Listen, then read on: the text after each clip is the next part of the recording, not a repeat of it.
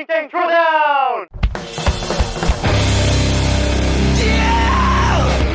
Welcome to the Throwdown. This is the start of a new era here. We're going to have athletes all across the world in our TTT Compete community demo workouts. And this week, we're going to start with Brendan Willis.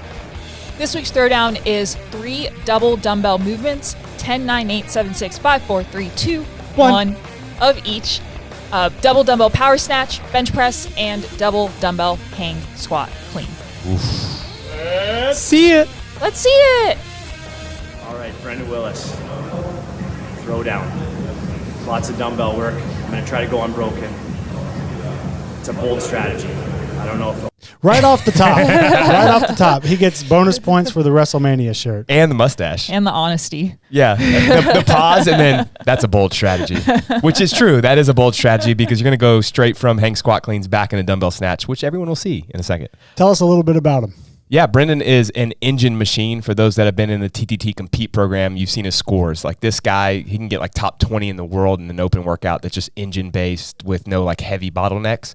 I think Brendan would admit this, that where he is limited would be like the really heavy strength stuff. So I'm interested to see with a dumbbell if he's able to kind of handle it. It's only 50 pounds, but still the odd object kind of plays a role in this workout. And this was his first year competing in the Masters division and competed at semifinals. Yep, qualified for semifinals. Probably like I think finished maybe just outside of the cut line to make it to the games this year. All right, let's see. I love it when you got to start your own clock too. Oh, hey, out of the frame. See ya. Turning the music up, ladies and gentlemen. It's a really sturdy looking bench.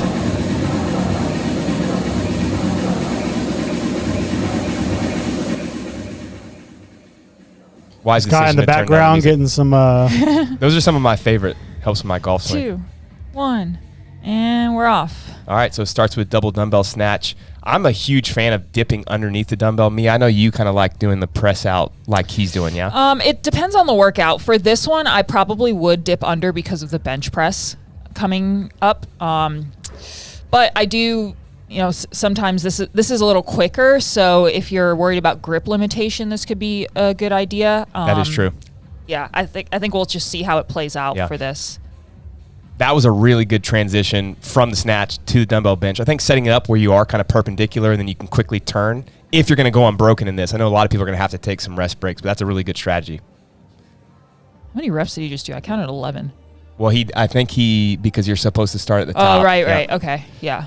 So that's something that Mike McGoldrick taught me last year when we had to bench the really heavy dumbbells at semifinals, how to use your knees to like rock back and put them into a lockout. Maybe we can do a little piece and stick it at the end of this for people. I think that's... You got pretty good at that. It's so helpful. It's the best thing Mike's ever taught me. All right, so for the hang squat clean, you have two options. We allow you to go in between the legs or outside. I'm going to ask you first, Mia, because you've done a lot of these. Which would you prefer? Is it inside or is it outside? Well, I'm going to say, first of all, I hate this movement. You said that before we started filming, too. I like hang outside of the legs in general, but if you do that for this, then you have to do like a little side step in order to go into the squat. So in between the legs might be better for this movement. Yeah. I tell people, someone actually just asked us, we had hang squat cleans, the dumbbell hang squat cleans a couple weeks ago in the program in TTT Compete. And someone asked, which would you prefer? And I like people training both, but I think outside the legs is what we'll see standardized moving forward. So I like people to kind of play around with that a little bit more. It's harder too, and a little bit more on your shoulders. Yeah. So he starts with the dumbbells on his chest and basically it has to do an extra rep in order to get into that starting position. So what we'll show you later will be a good way to work around that. But he's moving those dumbbells really well on the bench press. Yeah. The bench press is almost like a rest break for him because he's strong enough to do those unbroken, but then coming into the hang squat cleans, knowing you got to turn right back around into the dumbbell snatch, it's two back-to-back hinging movements. For sure.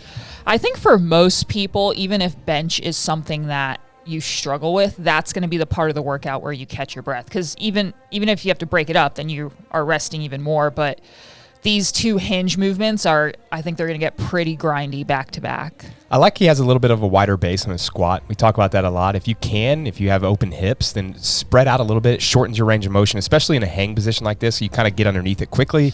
As soon as your hip crease gets below your knee, create tension and then drive back out of the hole.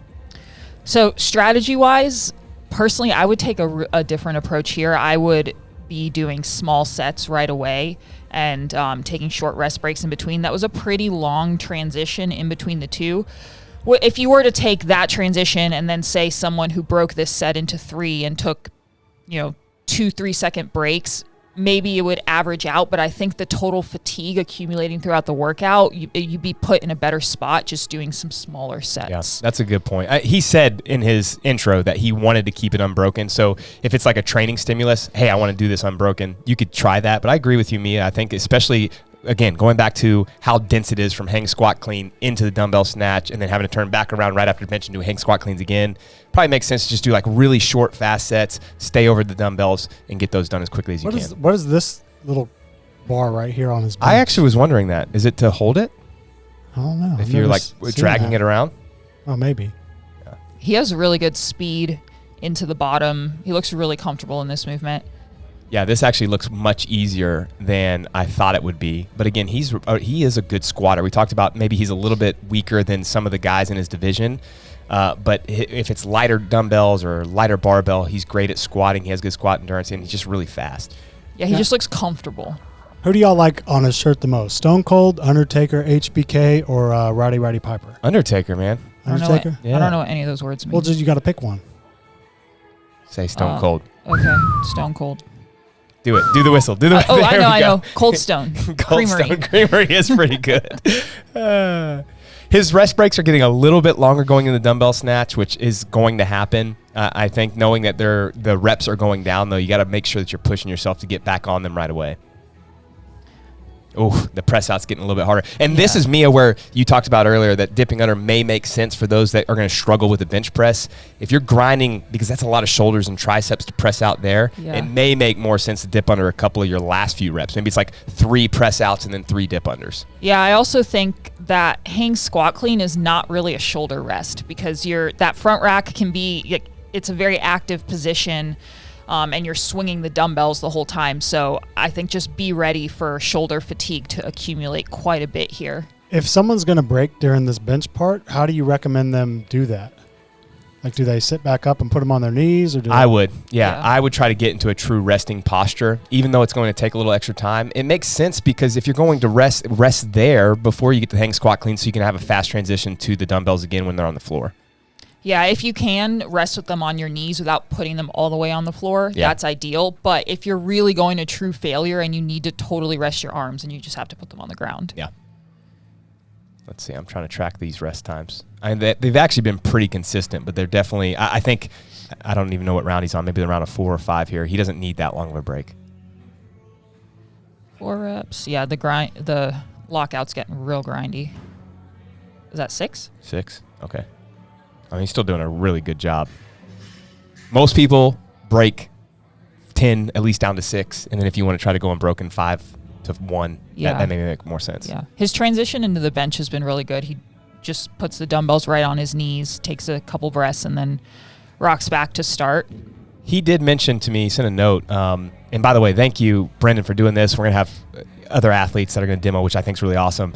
But he just gave me some feedback, which I asked for, and he said that the bench, while he kept that unbroken, he actually got surprised how hard it was when he got to like the round of 6 and 5. Mm-hmm. He said just the lockout. He's like, my chest never felt it, but my triceps were feeling it. And it makes sense, right? Because of the lockout on the dumbbell snatch. For sure. Yeah, I think the more I'm watching, the more that dip under makes sense for this workout. Man, the hang squat cleans still look really good for him. I think he's making it look easier than it will be for most athletes that do this workout. Yeah, I don't know too much about him, but it looks like he has a pretty comfortable squat position. Personally, I struggle with that front rack position with dumbbells in a squat. So I'm always fighting my torso coming forward, and that position it's so much grip and shoulder to hold the dumbbell and keep my chest up and try to hit depth. So for non-smooth squatters, just be ready for a little bit more of a challenge there. I want to make sure that he's doing so he's always adding that extra rep. I just wanted to make sure that he was following the standard there. It makes it a lot harder when you're doing it that way. So Mia will show us after the demo, but I think kicking it up to where it's completely locked out makes sense. Yeah, and this dumbbell is not heavy for him in the bench, but if this were something really heavy where that extra rep is going to cause you to have to either take an extra break or be really grinding out the last rep. Being able to do this technique is huge. All right, so for those that are higher level athletes, once you get past the round of 5, you know, it's a 4, 3, 2, 1, I think it's really time to almost try to sprint this and really reduce your transitions. I know this is also the time where you're hurting the most in the workout, but with such minimal amount of reps left, you got to really push this pace. He did a good job there. He shortened that transition, but I think this is where you can almost lose a lot of time if you're a higher level athlete. For sure, because you still have a ton of transitions left, Yeah. but the reps in between are so short, so you just have to really grind. And in a workout like this, I'll try to tell myself, like, you only have 7 more reps of this movement total or whatever it is, and kind of use that to keep the momentum going. Another really good transition. Now the key here, I think, going from where he's finishing his round of 4, I believe, going into his 3s, you've got to really reduce the transition here. So it really should be a step back and then getting right back on the dumbbell. You can see he's still taking that same amount of rest. Got the new postie in the background. What's a that? postie? The collab song. Yeah. Yes. There we go. Good job. Good transition. Now, what about for the athlete, Mia, that is, let's say, the intermediate athlete that's not as great with the dumbbells? They get to these later rounds, they may be completely blown up. Does the pacing strategy just kind of stay the same throughout, where you're just trying to manage whatever you can do, like an AMRAP -1 on the bench, or are you even more conservative than that? Yeah, I mean, if you're pushing failure, then I'd say AMRAP -2 probably. Maybe when you're getting like 4 reps or less, you can push that a little bit more. But if you go to failure on a bench press, Yeah, you're screwed. you have to wait for a long time, and it's going to affect the. I assume that if you're going to failure on this bench press, you're going to be really grinding out these dumbbell snatches. So Yeah. just being ready to break those up a lot. And a note on the dumbbell snatches, that's the only movement here where a break doesn't cost you that much more time to restart the movement, if that makes sense. Like on the bench, you have to get the dumbbells right back into position. For the hang, you have to stand it back up and go into the hang. For the dumbbell snatch, they're going back to the ground anyways, so it's not extra movement. So I would take advantage of that. And Wow, great. Great job. That was awesome. Yes. And by the way, AMRAP -2 would mean 2 away from failure. You're doing an AMRAP set, 2 away from failure. Man, really good transitions to finish the workout. Great job, Good Brendan. job. Thank you for demoing for us. First person to do a demo. Yeah, let's give him a golf clap. Great camera setup too. Yeah, good camera setup. We got the clock clearly in frame. We got a little bit of the ab core guy in the Yeah, background. and it's also a very clear video. Yeah, Wonder if great this is great iPhone? standards. Good job. He's like, hey, what do you want from DoorDash? Well, unbroken, but lots of rest before the snatches. I think I'd probably turn off this banger. Probably break it up a little bit on the snatches, but my grip was going. Bench got harder than I thought, so great workout. Thank you. It's a wrap, you know what I'm saying? Your boy Project Patar in this thing, man. Hey, look, man, thank y'all for watching Training Think Tank's YouTube channel. Y'all hit that motherfucking subscribe button, you know what I'm saying? So y'all go ahead, man. Thank y'all for watching the channel, you know what I'm saying? Hit that motherfucking subscribe button, let it be known what it be known, what it be known, you know what I'm saying? Patar.